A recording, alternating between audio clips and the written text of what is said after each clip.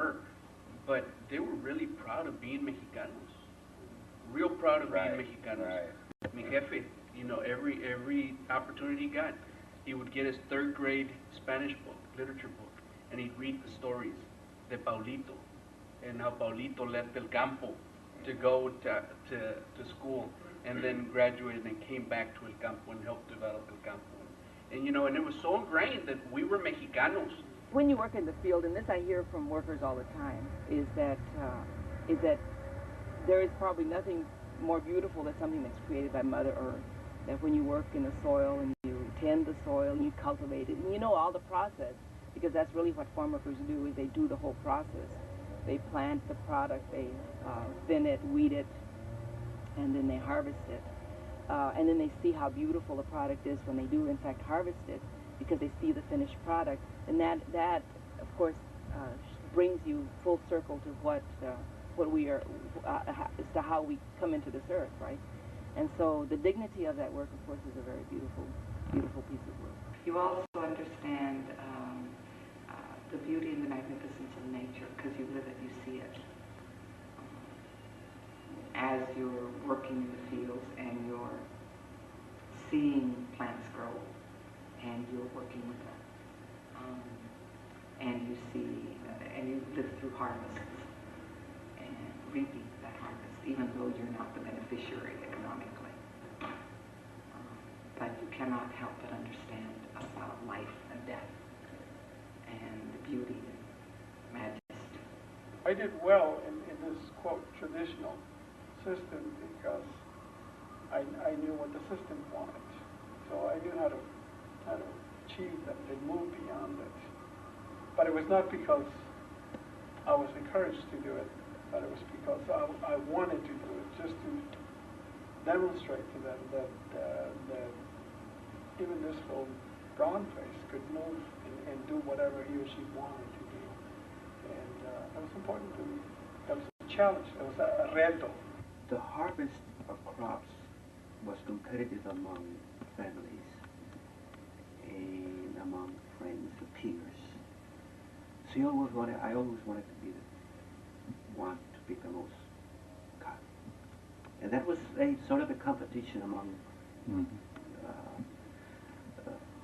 siblings and friends. I translated that into school. I wanted to be the very best in school. You take related math 1, and being the type of person that I was very obedient, I go and take related math 1. And it was so easy for me, easy, and I go and ask Mrs. Sorensen, I want to change. I want algebra, you know, geometry. I'm going to college. And no, you got to think. You're not going to college, you know. And I said, yes, I am. And I stood there very firm, I remember, and I said, I want algebra on my schedule, you know.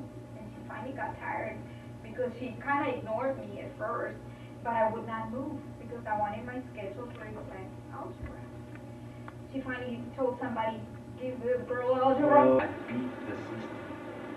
I beat the system. You know, against all odds, against all barriers, against everything, I beat the system and I didn't sell out. You know, when I was working in the field, I never thought that we could do anything. It never even crossed my mind. Of course, I was very young, right? I knew that there was something wrong with what was going on out there, but I never thought that we could do anything about it. Never did. And then in 1962, when we started hearing about this man named Cesar Chavez, who said, wait a minute, you know, we can in fact do something.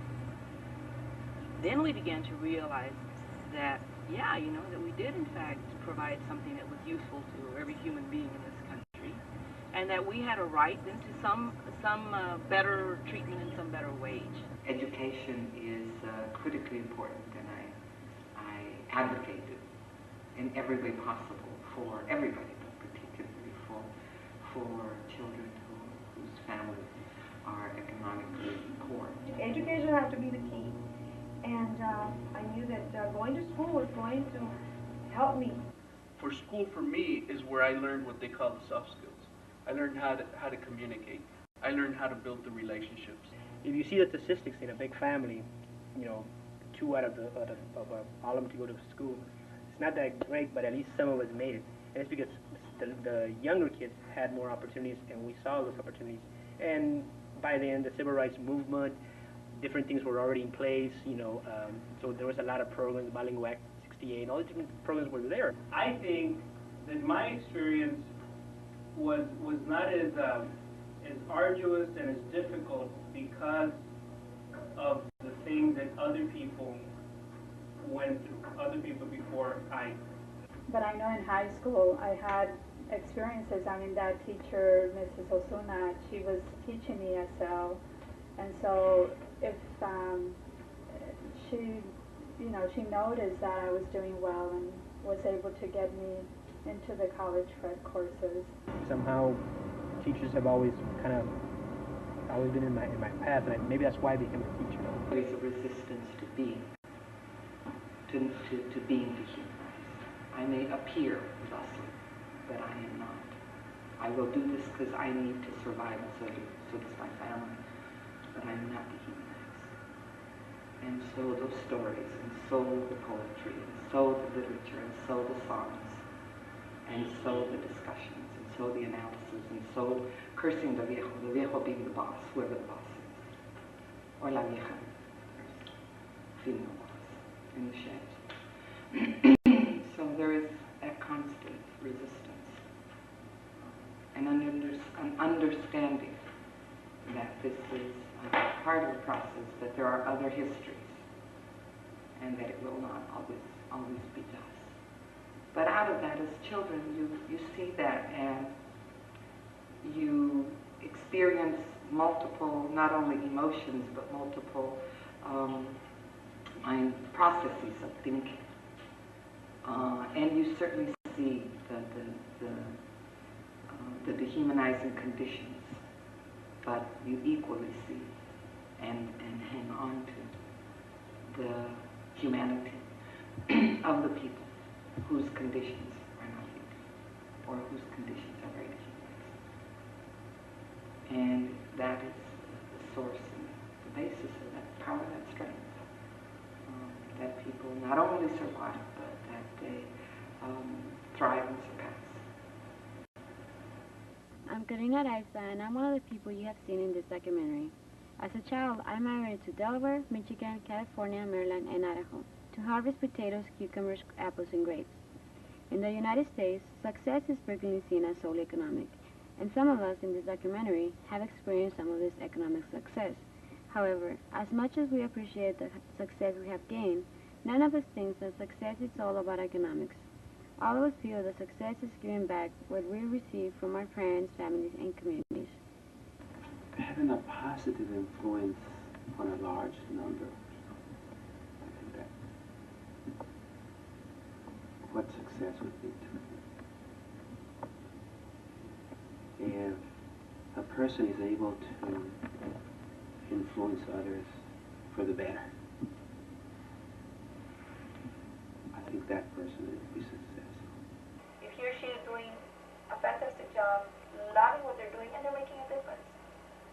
And I think, to me, that's successful. It doesn't have much to do with material wealth necessarily, but more inner peace and feeling comfortable. I think success to me means having to, you go through university, you get the education that you have, but you also maintain your roots. I mean, you always have to, it's not forgetting about who you are, that what made you who you are, or who made you who you are. To me, success is just enjoying yourself, enjoy the process, enjoy what you do, genuinely do what's best for children. I'm speaking now because I've given my life to the education, and making a difference in children's lives. The conditions for working people, and particularly for migrant workers, have not changed dramatically. So I don't feel that we've been very successful. I think that individuals indeed can and do achieve a better income. I certainly have. Moved from quote-unquote working class status in life to middle class. But that is not to me necessarily a mark of, I mean, it's a mark of individual comfort,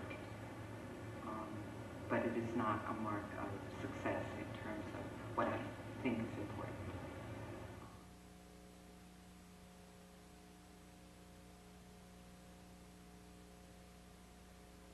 Until we, as people who live in this country, people who have a conscience, realize that we are all in this together, that we who eat the product that these workers harvest, that if we don't work together and make sure that that worker is treated well, is paid well, then the food that we eat should really stick in our throats.